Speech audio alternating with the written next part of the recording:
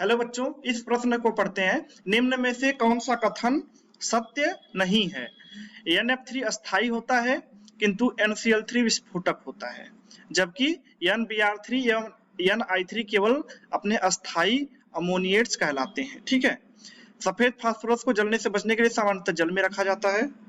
Nitrous अम्ल ऑक्सीकारक एवं चायक दोनों की भांति कार्य करता है। डाई नाइट्रोजन टेट्राऑक्साइड अनुचुंबकीय होता है। तो इस क्वेश्चन के लिए जो मुख्य अवधारणा है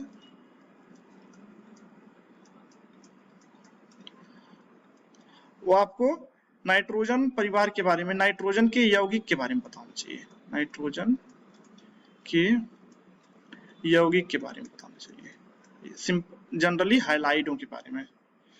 ठीक है। तो अगर हम बात करें NF3 की, तो NF3 कैसा होता है?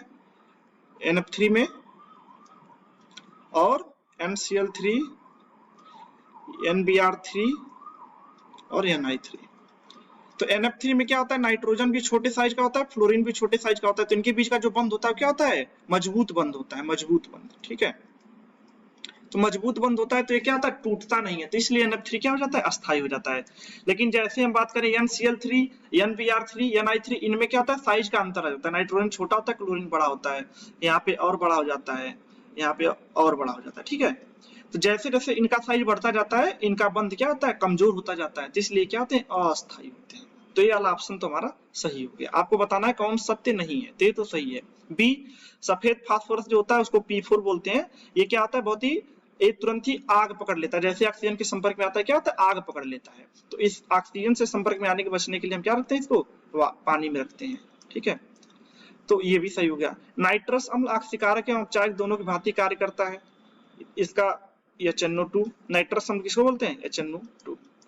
अब HNO2 जो होता है ये क्या होता है? एक, अब यहाँ पे नाइट्रोजन किस ऑक्सीकरण संख्या में है? नाइट्रोजन जो है यहाँ पे कितनी में? +3 में है। तो नाइट्रोजन की आपको पता होगी कि ऑक्सीकरण संख्या कितनी होती है?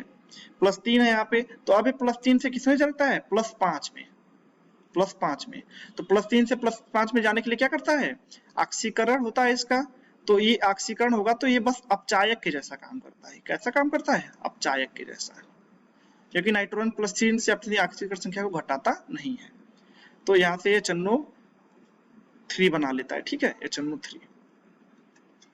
तो ये अपचायक के जैसा काम करता है। तो ये वाला ऑप्शन क्या हो गया? गलत हो गया। आपको बताना था क्योंकि इसमें बोला ऑक्सीकारक अपचायक दोनों की तरह से काम करता है, तो बस अपचायक के जैसा काम करता है, ऑक्सीकारक के जैसा नहीं। तो कौन सा सत्य नहीं है वो बताना था, तो यही वाला हो जाएगा। Die nitrogen tetroxide N2O4, N2O4 जो होता है अनुचुंबकीय होता है। अनुचुंबकीय होता है, ये सही बात है, अनुचुंबकीय। ऐसा क्यों होता है? क्योंकि इसमें कोई भी अयुग्मित इलेक्ट्रॉन नहीं होता। अयुग्मित इलेक्ट्रॉन क्या होता है? नहीं होता है।